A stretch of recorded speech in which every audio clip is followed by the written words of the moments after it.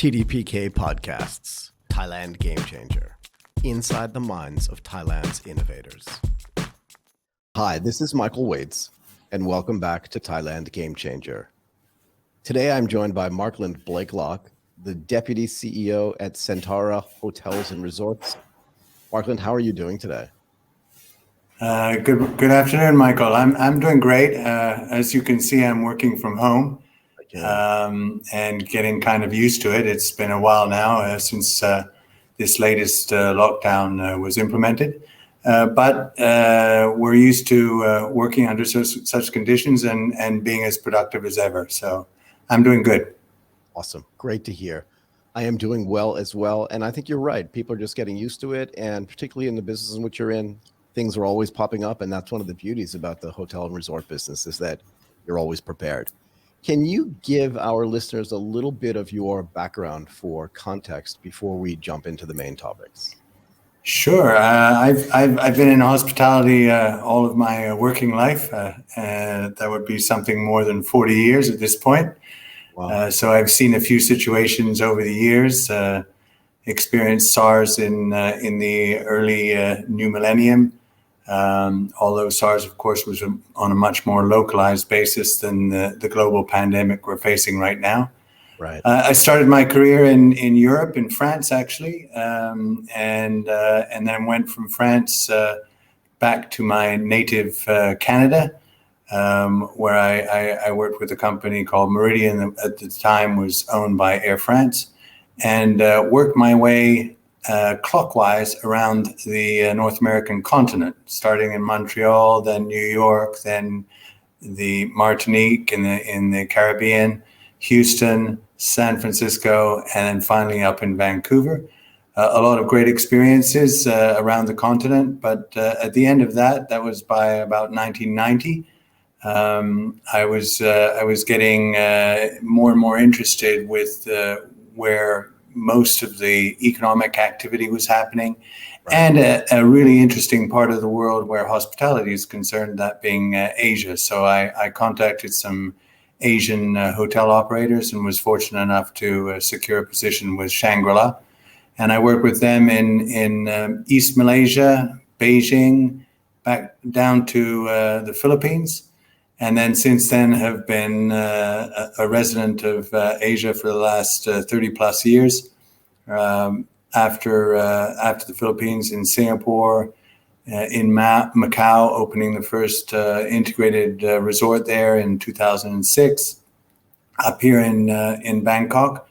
And then I was with Accor Hotels on the repositioning of the Sofitel brand for about 6 years, from 2008. And then joined Centara Hotels and Resorts, and it's been no looking back, and certainly an exciting journey, and still as exciting today as it was more than 40 years ago. What an incredible story! And I feel like you and I intersected in 1990 when I left New York to go to Tokyo. So I've been in Asia almost as long as you, and yet your career has clearly been much more interesting than mine. I'm sure you're being modest. No. I was in Tokyo for 22 years, starting in 1990, and moved to Thailand at the end of 2011. Of course, I've been in many of the places that you've been. I'm really curious, before, again, we jump into the main stuff. In 1990, when you looked around the world and said, Asia's the place where things are going to happen. I mean, I kind of made the same decision. In your circle of people, in your industry, was there an epiphany that said, yes, that's where things are going to be? Or were you an outlier at the time? Do you remember? Yeah, no, I was in Vancouver at the time, and I would say I was one person who decided that. I was at the right age and had the right perspectives on life and opportunity. And in Vancouver in 1990, of course, there were a lot of Asians coming, mostly from Hong Kong, ahead of the handover of Hong Kong, which happened in 97. And I told myself, I didn't want to experience Asia through Asians that were outside Asia. I wanted to experience it in Asia. And already at that point, for quite some time, the the general consensus was that the highest levels of luxury were really in place in Asia.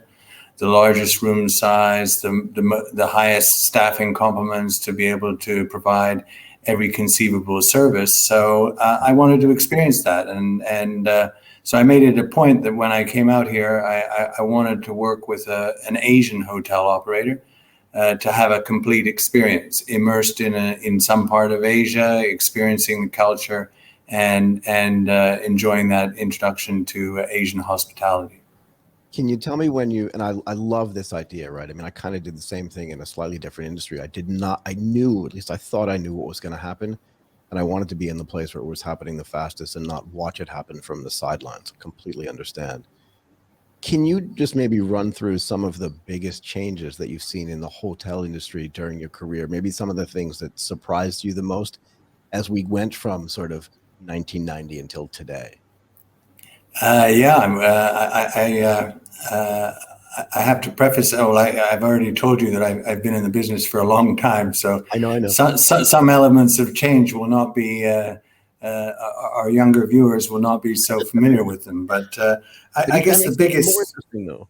That makes it even more interesting, I think. Yeah, please go ahead. Excuse me. I guess the biggest single change has been the advent of the internet. The whole sort of internet, how it's taken everything over and everything that it's provided. The emergence of in our industry, hospitality industry, the two biggest disruptors in the last couple of decades have really been online travel agents, the likes of Booking.com, where sometimes people are critical of online travel agents and say, why did they come to be? And they're taking business away from hotels, or at least causing hotels to incur higher costs. And they came to be, of course, because the consumers wanted them to be. And when they were introduced, they followed up quickly and took advantage of online travel agents. And I think that change was the real wake up for the hospitality industry, that we had to get more into technology. We had to understand more, because pretty much overnight we kind of gave away half of our inventory to online travel agents. Said, you could take care of this. And the customers, certainly at the outset, are customers of the online travel agent, as opposed to customers of yourselves, which is how it had been before. And then you get situations like the emergence of Airbnb, which came up actually out of, I think it was the financial crisis that was the time when Airbnb emerged in 2008, and quickly from nowhere became the largest hotel operator by virtue of the number of units that were on that platform. Another major disruption, and another one that was predominantly driven by technology. And then in more recent times, I would say, the focus on big data, on really securing your information, data mining your information, on using that information to provide better customer service, amongst other things. That was a more recent advent. Of course, now everything is mobile. Previously it was in the travel agency around the corner.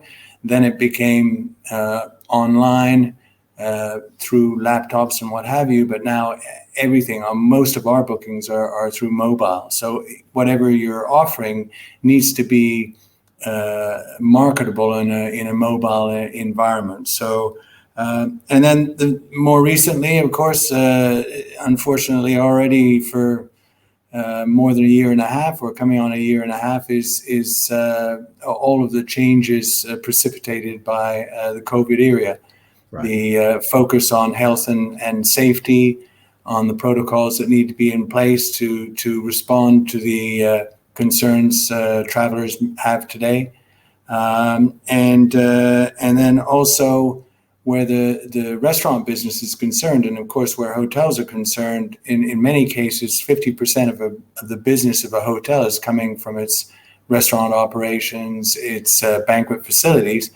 Now these have been heavily disrupted over this period, and as a result, you're hearing about cloud kitchens, you're hearing about delivery apps, everything available, all online, all easily accessible, and all of it without any direct interaction with the actual service provider.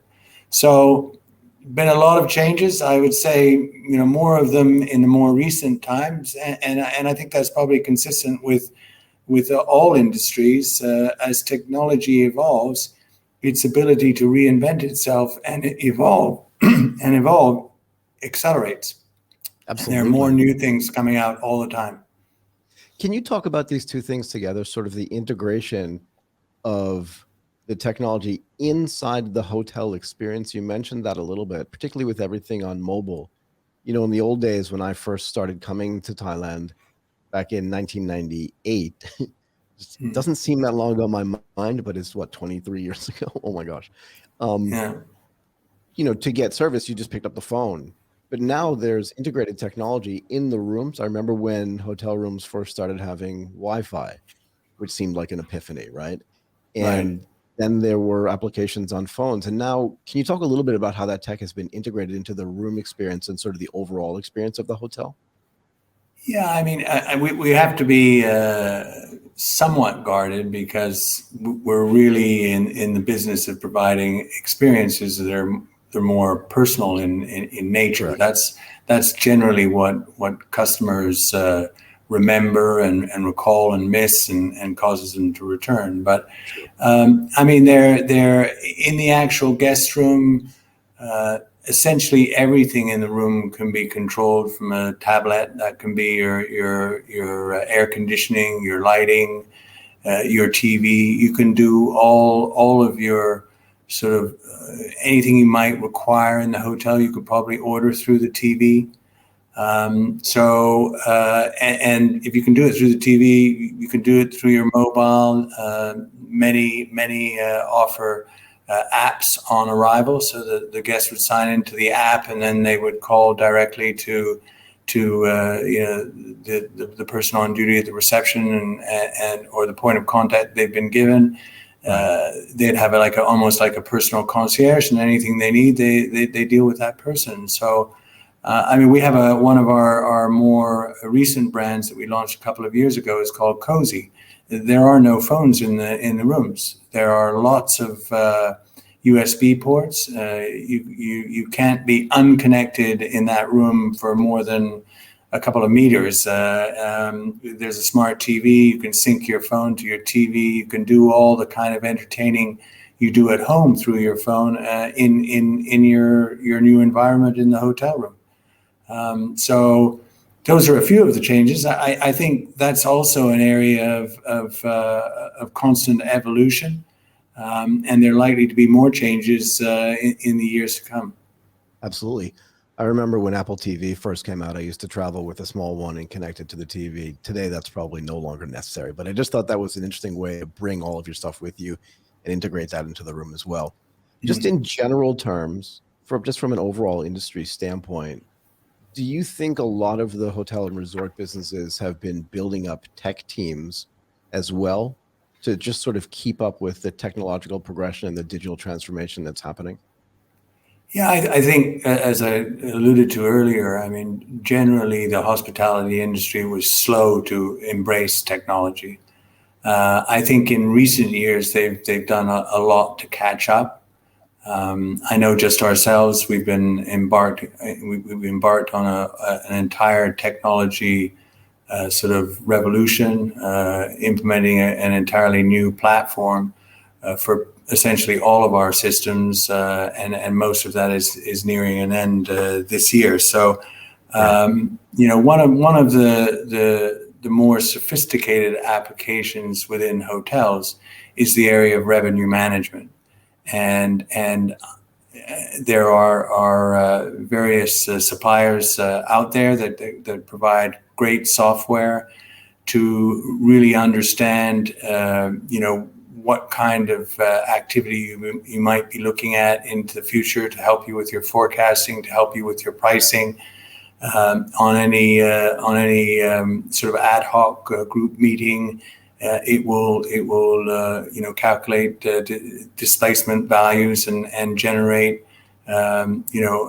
generate proposals that will help you optimize your revenue stream. So that's that kind of technology has been heavily embraced of late, and as I say, as time goes by, I think you're seeing more of a focus in this area. One other area where I mean, IT is a department that's existed for pretty much forever.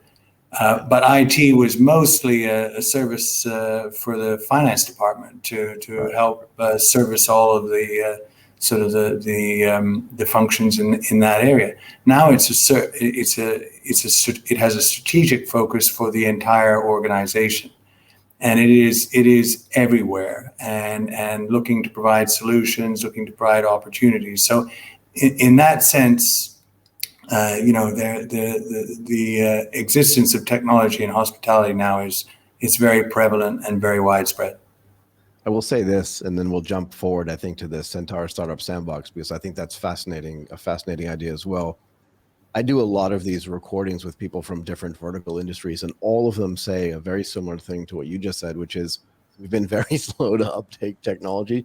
I feel like in very specific sectors, it just accelerated really quickly. And in most others, people just took a wait and see attitude to see how can we most efficiently implement this into our business where traditionally it hasn't been. But in no way, shape, or form do I think the hotel and resort business or the the service business is different than almost any other business to whom I speak. Anyway. Yeah, no, I fully agree with that. Yeah. So can you talk a little bit about the Centara Startup Sandbox? What are your expectations and maybe some of the concerns as well? Yeah, no, I mean, it's, I mean, we're constantly looking for ways to innovate. Some of the situations that the industry is faced with that I've described previously, are an indication of the importance to be looking at new ways to innovate. But you can't just say, okay, let's innovate and do it, right? You need to look around and in our case, we looked around and we saw True Digital Park and thought, hey, this could be a medium that will help us identify opportunities and maybe even help us end up partnering with a startup and developing something that will have benefits for ourselves, but maybe not only benefits for ourselves, benefits for the industry, and we could end up making more money with that than we do with our hotels. So the initial idea was really just about about partnering with True Digital Park to embark on an exercise that would be fun and interesting and could generate solutions to situations or challenges that exist in our industry. And that discussion has evolved. We've had a couple of workshops with True Digital Park. They've helped us identify what they call a problem statement, and then we're soon to embark on the process. In fact, we had a kickoff yesterday to try and generate some interest. There are I can read a little bit from my text here just in relation to the sandbox. It's a competition. It's a 3-month incubator program which supports startups and entrepreneurs with co-working space. So they will have access to co-working space, facilities, mentorship, and funding between True Digital Park and their wizards, and also connecting in with us at Centara Hotels and Resorts. Competing teams for this sandbox have to deal with a challenge. The challenge is, how might we help clients experience their preferred destination or any hospitality offering while still providing them with a more exclusive and memorable service. So we kept our problem statement very broad. How might we help our clients? So given that the reach of entrepreneurs, of startups is quite diverse, we wanted it to leave it as open as possible so that different ideas could attach to different parts of it. About the experience part, about making trips affordable, accessible. So different aspects of it. So that's the problem statement, and then there'll be 3 winning teams, an outright winning team that will win a cash prize of 100,000 baht and a 2-night stay in our just launched first luxury product, which is our Centara Reserve in Samui. And then the second prize, in the first prize they will have free usage of the co-working space at True Digital Park for 6 months. And then the second prize is a stay in our property in the Centara Grand in Phuket, which is enjoying some pickup in business as a result of the sandbox there. And then also access to the co-working space for 3 months. And the final prize is, again, the availability of a co-working space and a 2-night stay in our Cozy product, which is maybe the one that's most closely aligned to sort of technology lovers and free thinkers. So a little bit for everyone. So that's sort of the prize, and we're just that's sort of the outline of the program, and we're just getting kicked off. And then we will work with the teams. There are requirements. They have to be 3 in a team. They have to be a diverse team. Some of the questions that came up on the program, the launch program yesterday, was, do we have to be there? No, they don't have to be here, but they have to be able to work virtually together and connect with us and connect with True Digital Park virtually. So that's essentially it. It sounds really exciting. I love the idea of a particular business having its own sandbox. Like the OIC, so the Office of Insurance Commission in Thailand, has a regulatory sandbox where people can go in and test products. And this idea that you can test products and work the biggest problem I think that most startups have is they don't have a particular customer to test their products with them. So they're kind of developing in a vacuum and hoping in a way that somebody will find a use for it. In a way, the better way to do this, and actually if you go look at BCG Ventures and talk to the team that runs that business, what they'll tell you is that they believe very strongly that most innovation is actually going to come from existing corporates because they know what the problems are. They can create a problem statement and say, we want to try to find the right teams to help us solve these problems. So this is not an outlier philosophy. It's actually a great philosophy. And it is also corroborated by an extensive research that the BCG Ventures teams have done. So very happy to share that as well. I'm curious from your perspective, just again, based on all of your experience, are there particular areas within the business that for sure will fit into that problem statement of making the experience more memorable? And what was the other word you used? I can't remember. Exclusive and memorable. Yeah, more exclusive and more memorable. Are there particular areas where you do that already? Well, essentially anywhere along the customer journey. And the customer journey starts with the idea of going on a trip. Right. And then they start doing their Google searches and what have you. And ultimately there's a connection that is established even before they come. There's communications at that point. There are opportunities at that point. Part of the problem statement talks about products and services, because we're not just a hotel room. Right. Yes, the hotel room is the required element, because if you're going to stay for a few days, you're going to need sleep. But the more exciting part is everything you can do while you're there, while you're benefiting from that hotel room. And especially in Asia, restaurants are a very big component of hotels still. In other parts of the world, that's kind of shifted from hotels to being more in the community. But in Asia, it's still very much in hotels. In many destinations, if you want a quality experience, you're almost limited to hotels. And then there are other products and services such as spas, such as a new one that we're actually currently collaborating with a service provider, and that is the whole wellness area.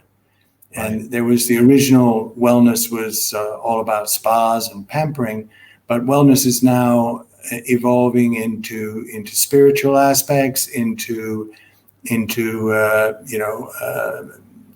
yoga, into even some meditation, and then also now into sort of medical wellness or beauty wellness. So the area that we're looking into is going to be a combination of a few of those that we hope will be quite differentiated in the market and will create some specific demand. So essentially, there are lots of different areas that you could pin an idea on, and I agree with you. It's a little bit like the best time to do an MBA is when you have some context. It's after you've been working. Then you can apply those learnings to it. So similarly here, they have the benefit of all of our experience. We will share with them. We will elaborate on the problem statement. We will give them ideas, but ideas that we have found solutions to, but maybe there are better solutions to it. And because it's in our backyard, we tend to be more focused on it, and we don't see necessarily everything around.